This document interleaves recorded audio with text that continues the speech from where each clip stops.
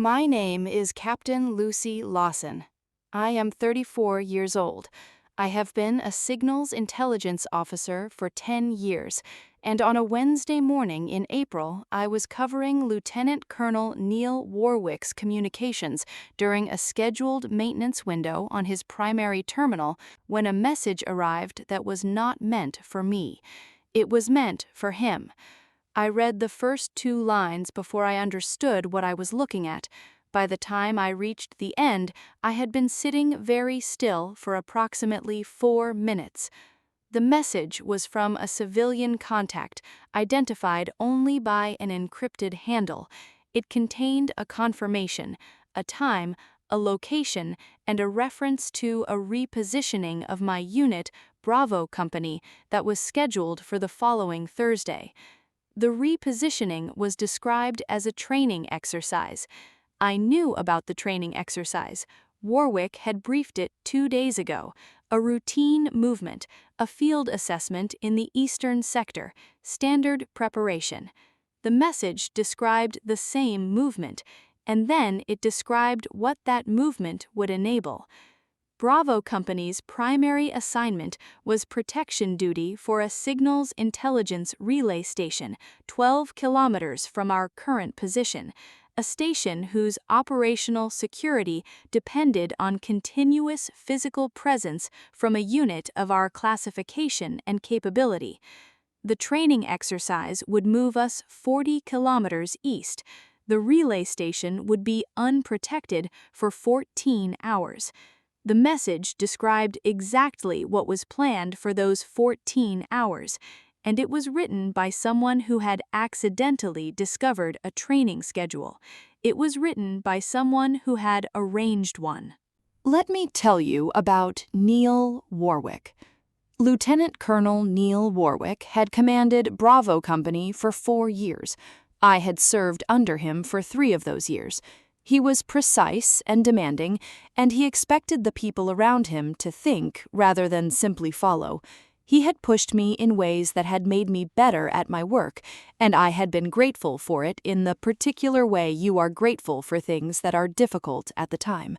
I had trusted him completely.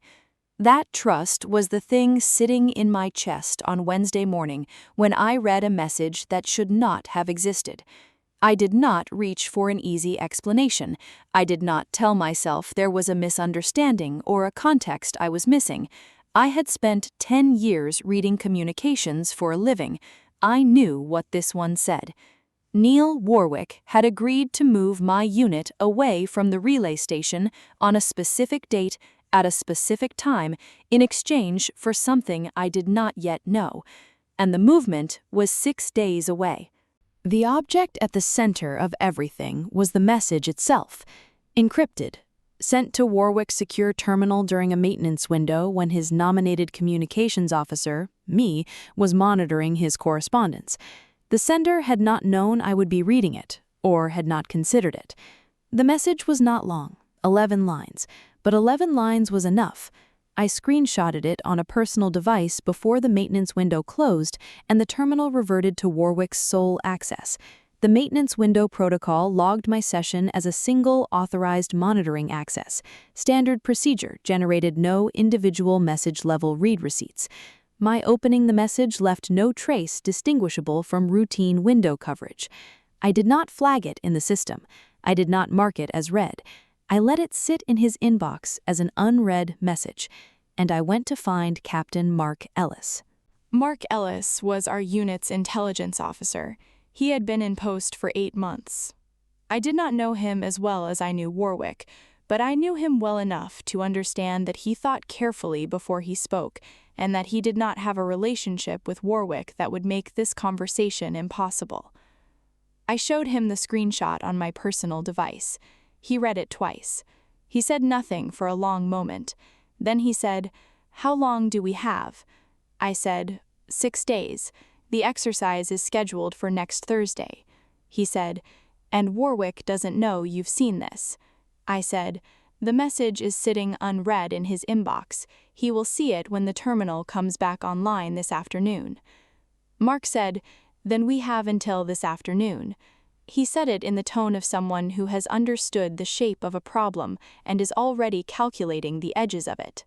I want to pause here, because sitting in Mark Ellis's office on a Wednesday morning holding a screenshot of a message that told me my commanding officer of 3 years had agreed to compromise the security of a critical installation is the moment this story became something I had never prepared for in 10 years of this work. I had read thousands of intercepted communications. I had never been the person who intercepted something that required me to act against the person I reported to. If you have ever had to choose between loyalty to a person and loyalty to what is right, drop a comment below.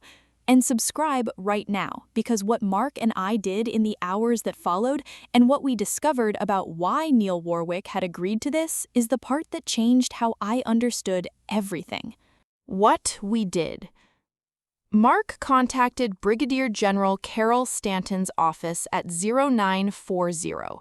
He did not use the unit's standard communication channels. He used a direct line he had access to through the intelligence division. He gave her the shape of the situation in 4 sentences. She told him to bring the evidence to her office by 1300. She told him to say nothing to anyone in the unit until he arrived. She told him to bring me. We were in her office at 12:47. She read the screenshot. She asked 3 questions. She made 2 calls from a secure phone in the corner of her office while we waited. At 1340, she told us that a counterintelligence team had been tasked, that the relay station's protection detail was being quietly reinforced through a separate unit without triggering any notification to Bravo Company's command chain, that the training exercise would proceed as scheduled. Warwick would not know the station was protected. She said, "I want to understand how this arrangement came about before we move on Warwick. We need the full picture. Can you give me 48 hours? I said, yes. The 48 hours. The counterintelligence team worked fast. Within 36 hours, they had traced the encrypted handle to Phillip Rowe, a civilian with a history of intelligence brokering, who had been on a watch list for 3 years without sufficient grounds for action. And they had found the lever. 15 years ago, Neil Warwick had been involved in a road accident off-duty, a remote country road, poor weather, no witnesses. He had left the scene before anyone arrived. The other vehicle had not been immediately identifiable, and Warwick had not been pursued. The file on the other driver's death had remained open, accidental, cause undetermined for 15 years. Rowe had found the file, had found the evidence that connected Warwick to the scene, had spent 2 years building the leverage before he had used it. He had approached Warwick 8 months ago. Warwick had resisted for 6 months. 2 months ago, he had agreed to the first request. The relay station repositioning was the second. Neil Warwick. Stanton brought him in on Friday morning. I was not in that room. What happened inside it was not mine to be present for. What I was told afterward, he had not contested anything. He had sat down and he had told the full account of the accident 15 years ago, and of Rowe's approach, and of the 2 months in which he had complied with requests he knew were wrong because the alternative was a 15-year-old truth surfacing in a way he had not found the courage to manage himself. He had cooperated completely. He had said, "I knew this would end here. I think I wanted it to end here." He said it in the voice of a man who has been carrying something for a very long time and has been waiting for someone to take it from him. The legal proceedings. Rowe was arrested on Friday afternoon. He was charged with blackmail, conducting unauthorized intelligence brokering, and conspiracy to compromise a critical military installation. He pleaded not guilty. The trial lasted 8 weeks. He was convicted on all charges. He is serving 11 years.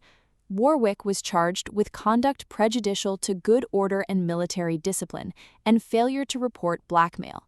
He had cooperated fully and had not executed the plan. The relay station had not been compromised because we had moved faster than the plan. The court-martial considered his cooperation, his 15 years of otherwise unblemished service, and the coercive circumstances of Rowe's approach. Critically, the installation had not been compromised, the plan had not executed. What Warwick had agreed to had not become what he had done. The court weighed intent against outcome, and the weight of 2 years of sustained blackmail against a man with no prior conduct issues. He was reduced in rank. He was discharged from the army without pension. He was not imprisoned. The road accident from 15 years ago was referred to the relevant civilian authority. That process is ongoing. I do not know how it will end. The relay station. It was never compromised. The 14 hours that had been planned as the window passed without incident. The reinforcement unit that Stanton had quietly positioned held the station through the Thursday that Bravo Company spent 40 kilometers east on a training exercise that had been real in every external sense. Warwick had issued the orders. The exercise had run. The unit had moved. The plan had failed because a maintenance window had delivered a message to the wrong person, to the nominated communications officer, to me. What I have thought about since, Neil Warwick had spent 2 months complying with a blackmailer's demands because 15 years ago he had made a decision on a dark road in poor weather that he had never found the courage to account for. He had been a good commanding officer for 4 years. He had pushed me in ways that had made me better. He had also agreed to leave a critical installation unprotected for 14 hours in exchange for Phillip Rowe's silence. Both of those things are true. I have spent a long time since April sitting with both of them being true at the same time. The thing I keep returning to is not whether I was right to act. I was right to act. There was never a version of Wednesday morning that did not end with me going to Mark Ellis. The thing I keep returning to is the 15 years. 15 years of carrying something that could have been addressed. 15 years of a truth that had been compressed into silence and had become, eventually, the lever that brought him down. The truth he could have told had a cost. The truth Rowe extracted from him had a much larger one. Mark Ellis. He had read the message twice and asked how long we had.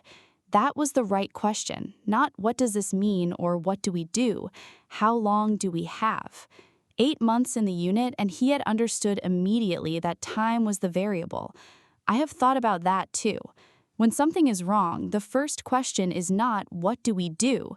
It is how long do we have? And then you use the time you have. The screenshot is in the classified evidence archive. 11 lines, an encrypted handle, a time and a location, and a reference to a training exercise.